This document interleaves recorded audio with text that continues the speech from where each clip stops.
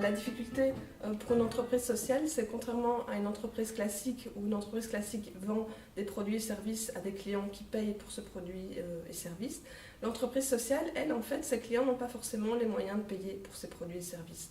Et donc, c'est là, à mon avis, que se situe l'innovation, parce qu'il faut être créatif pour trouver d'autres moyens. Donc en fait, ce schéma, il est organisé avec une partie gauche et une partie droite. La partie droite, c'est tout ce qui est création de valeur avec la relation avec le client. Et donc, on en découle, puisqu'on commercialise des produits et services, des revenus. Et la partie gauche, c'est la partie opérationnelle, où on a tous les coûts de structure, d'infrastructure, de mobilisation des ressources, et ça génère des coûts. La case centrale qui est très très importante, c'est la proposition de valeur. Donc, quelle est l'utilité du produit et service que je commercialise? Quelle est vraiment la valeur pour le client final? Alors ici, on retrouve la structure du plan financier. Donc a priori, pour être en équilibre, on doit avoir des revenus qui sont au moins égaux aux coûts. Voilà.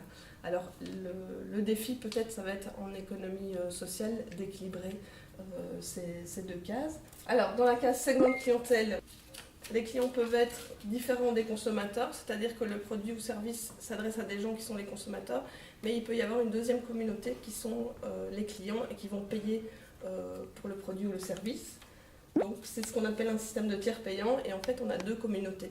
C'est un exemple qu'on connaît bien dans le magazine gratuit, qui en fait est financé par la publicité, par les insertions. Donc ça marche, donc là le consommateur ne veut pas payer, ça marche quand c'est un système win-win pour les deux communautés. Donc à la fois pour le sponsor, qui a son avantage, mais aussi pour le client final. Alors dans les propositions de valeur, on a beaucoup d'exemples. On peut avoir des projets environnementaux, du recyclage, du restaurant, où les plats sont gratuits ou presque gratuits grâce au travail de bénévoles, mais ça peut être aussi un public en insertion avec des clients qui vont payer pour acheter leur repas, donc qui va fonctionner comme un vrai restaurant. Du commerce équitable, un coiffeur social, du financement, les microcrédits qui sont aussi très connus, qui ont permis de financer des petits projets qui n'avaient pas accès au crédit bancaire. Pour diminuer le coût des ressources, on peut faire appel à la collectivité, et donc on peut trouver des gens qui veulent bien partager leur temps, qui veulent partager leur voiture, qui veulent échanger de l'expérience, qui veulent échanger leurs compétences, une heure de plomberie contre une aide pour un devoir de maths. Quand on est dans un schéma comme ça, on doit avoir des partenaires forcément. Donc dans la case partenaire, on peut retrouver les pouvoirs publics, l'université, des communautés locales. Donc souvent, dans les entreprises sociales, on a un partenariat public-privé.